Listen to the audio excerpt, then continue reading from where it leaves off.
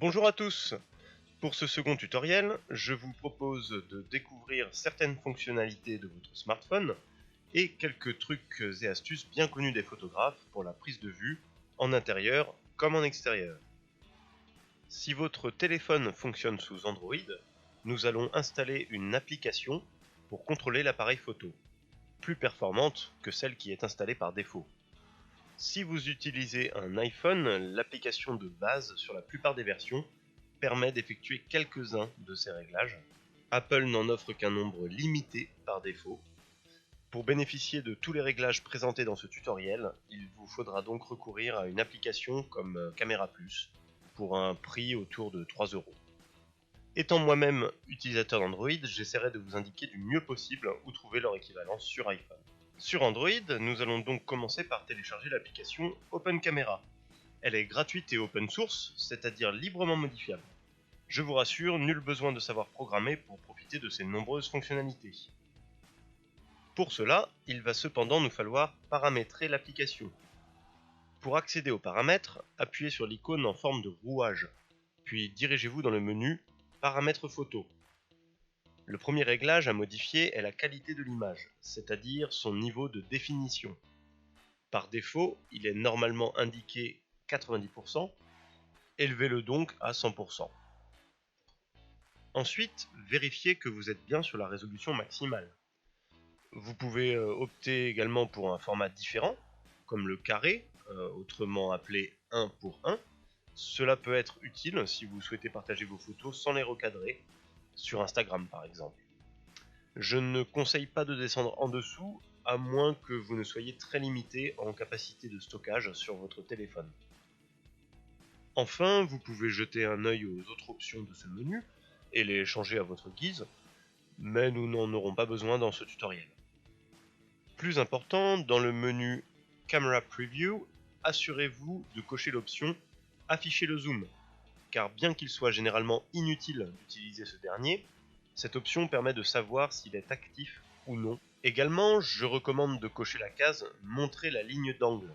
Cela affichera une barre horizontale dans le viseur qui deviendra verte lorsque vous serez aligné avec l'horizon. Autre réglage dans ce menu, et non des moindres, vous trouverez plus bas l'option Afficher une grille. Choisissez 3 par 3. Ce paramètre est indispensable, comme vous pourrez le voir dans la suite de ce tutoriel. Sur iPhone, vous pourrez activer l'option en suivant les étapes indiquées sur cette image. Enfin, assurez-vous que l'avant-dernière option de ce menu, Ajouter une bordure à la photo, est activée. Cela affichera un cadre blanc lors de la prise de photo, garantissant que l'image a bien été prise. Ce signal visuel est très pratique, surtout si vous désactivez le clic sonore. Pour cela, revenez dans le menu principal et choisissez le menu Plus de paramètres. Vous pouvez ici désactiver le son de l'obturateur, qui n'a pas grande utilité à mon sens. Activez ensuite l'option Retardateur sonore, puis option Contrôle audio, si vous souhaitez déclencher l'appareil avec le son de votre voix. Ce sera très utile pour ne pas faire trembler votre smartphone et éviter les photos floues. Vous pourrez ensuite régler la sensibilité avec l'option juste en dessous. Très utile dans ce menu également, vous pouvez choisir le dossier de stockage de vos photos prises avec Open Camera. De retour dans le menu principal des paramètres, rendez-vous dans Interface à l'écran. Vérifiez que les options Garder l'écran allumé et Forcer la luminosité maximale sont bien activées. Vous pouvez laisser le reste tel quel ou le paramétrer comme sur l'écran. Ouf, voilà une bonne chose de faite. Nous allons maintenant pouvoir prendre des photos. Nous voilà de retour dans le viseur. Comme vous pouvez le constater, on a cette fameuse grille qu'on a activée dans les paramètres. Mais nous verrons cela plus tard dans la partie composition. Vous remarquerez aussi une croix au centre de l'image. La ligne horizontale de cette croix devient verte lorsque le téléphone est de niveau par rapport au sol. Autrement dit, lorsqu'il est parallèle avec l'horizon. C'est l'option niveau horizontal que nous avons activée précédemment. Elle va être très utile lorsque l'on veut s'assurer que nos photos sont droites, pour des paysages, de l'architecture ou même des objets par exemple. Nous allons maintenant nous pencher sur les réglages techniques, en commençant par ce bouton plus/moins. Il sert à ajuster l'exposition. Normalement, votre téléphone décide automatiquement de la luminosité de la scène. Pour cela, il fait une moyenne et bien souvent le sujet principal de votre photo n'apparaît pas comme vous l'aimeriez. Pour y remédier, nous allons appuyer sur ce symbole et régler le curseur jusqu'à obtenir la luminosité souhaitée. Sur iPhone, il vous faudra effectuer le même geste qu'un zoom, comme indiqué sur l'image. Ce réglage va nous permettre de rendre notre objet plus lumineux, ou au contraire plus sombre, pour une ambiance plus dramatique.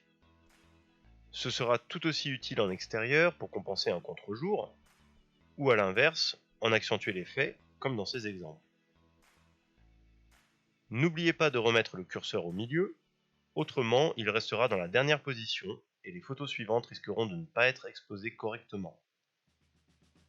Au-dessus, on trouve les ISO avec auto, 100, 200, 400. Je vous conseille de laisser en auto, les smartphones décident généralement très bien de ce réglage. Le contrôle du zoom n'est plus affiché puisque nous l'avons désactivé dans les paramètres. On peut cependant le contrôler directement par le geste habituel d'écarter ou de pincer avec les doigts. Sur la plupart des téléphones, le zoom est en réalité une portion de l'image et non pas un véritable rapprochement. La qualité est donc fortement dégradée et les autres parties de l'image ne sont pas enregistrées. Autant prendre la photo normalement, puis la recadrer à votre guise, ou si possible, vous rapprocher de votre sujet. Robert Capa, un des plus grands reporters de l'histoire de la photographie, disait très justement: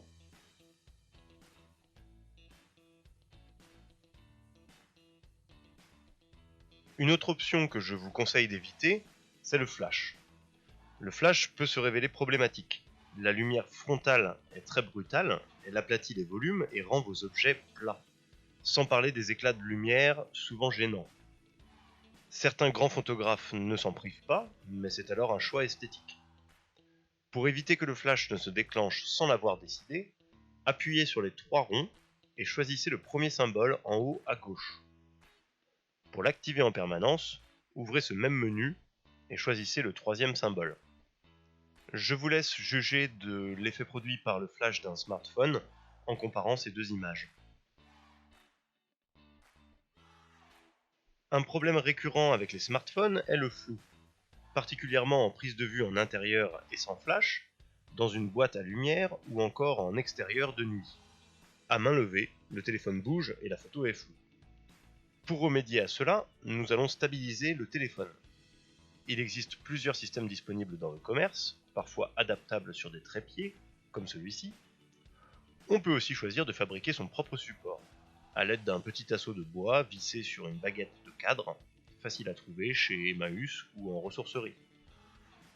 Si vous n'avez pas de baguette, vous pouvez fixer plusieurs tasseaux ensemble pour obtenir le même profil. Une rainure de l'épaisseur de votre téléphone.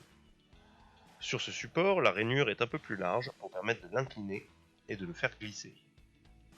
Une fois le téléphone calé dans son support, vous pouvez le tenir en place en posant vos mains bien à plat et appuyer sur l'icône de déclenchement.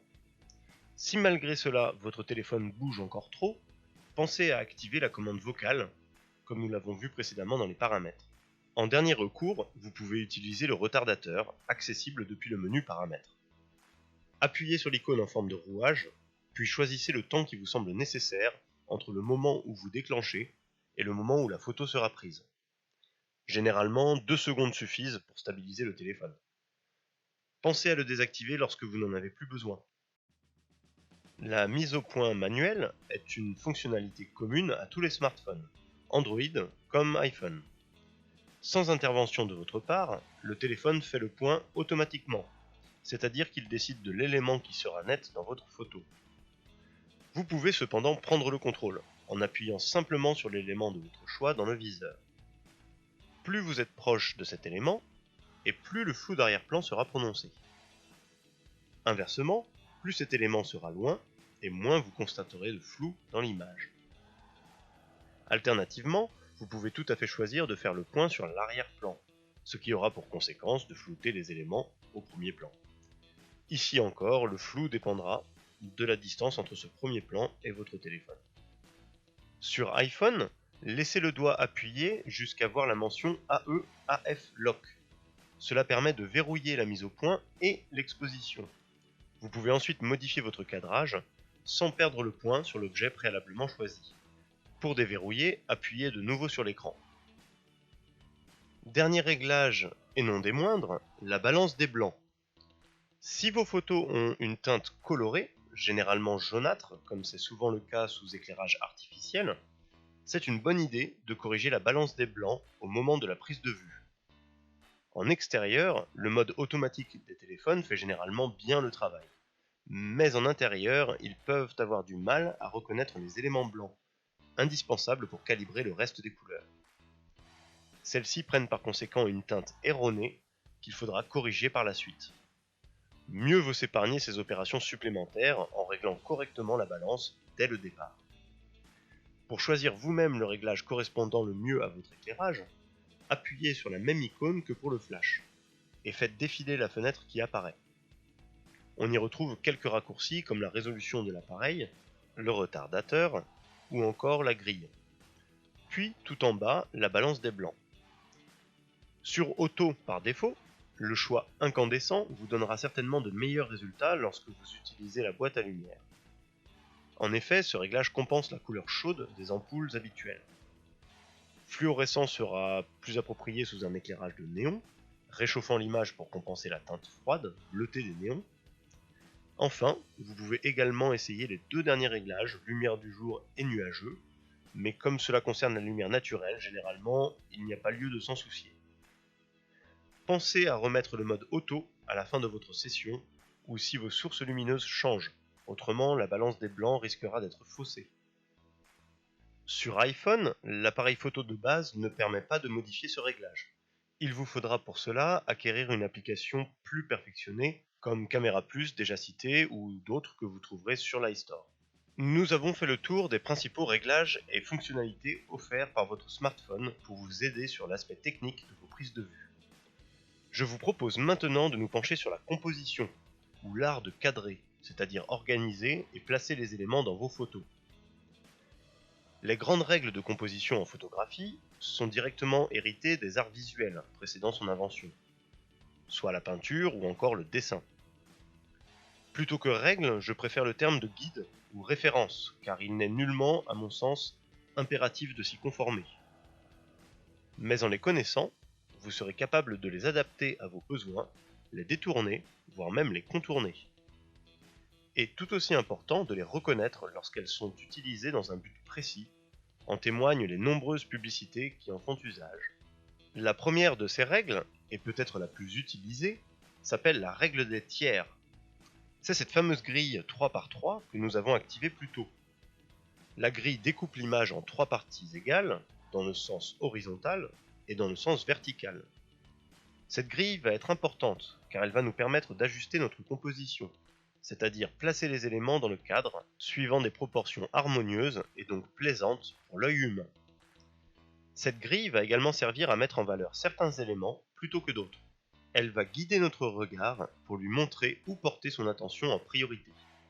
C'est donc une règle extrêmement utile dans le cas de scènes chargées ou confuses, où plusieurs éléments cohabitent et où seuls certains sont importants à vos yeux.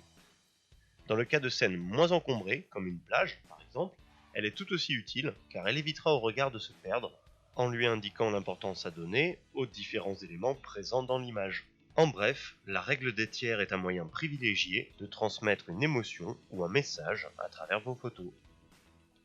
Une seconde règle de composition très appréciée des photographes est celle des diagonales. Assez facile à mettre en œuvre, elle ne nécessite pas d'afficher une grille dans le viseur, mais plutôt de bien observer vos scènes, et particulièrement les lignes présentes dans celles-ci. Pas besoin que ces dernières soient entières, une amorce de ligne suffit amplement à diriger le regard, et par conséquent donner plus de dynamisme, parfois de vitesse, à vos photos. Cette règle peut tout à fait se combiner avec les autres, et même apparaître après coup comme involontairement.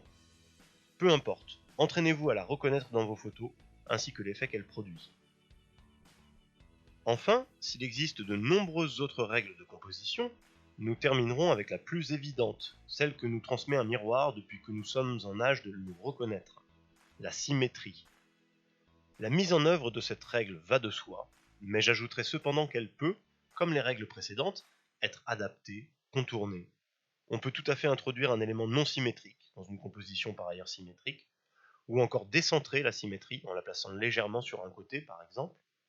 Cela aura pour effet d'atténuer quelque peu l'expression de stabilité, de sécurité ou encore de poids traditionnellement évoquée par la symétrie.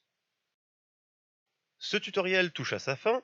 Merci de l'avoir suivi. J'espère que ces outils et conseils vous seront utiles et que vous aurez plaisir à les utiliser dans vos prochaines prises de vue.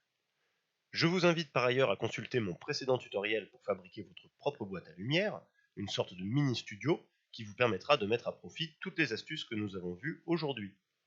En vous abonnant à ma chaîne, vous serez au courant des tutoriels à venir, le prochain portant sur la retouche des photos, directement dans votre smartphone, après la prise de vue. En attendant, retrouvez quelques liens utiles dans la description pour approfondir vos connaissances. A bientôt et bonne photo à tous!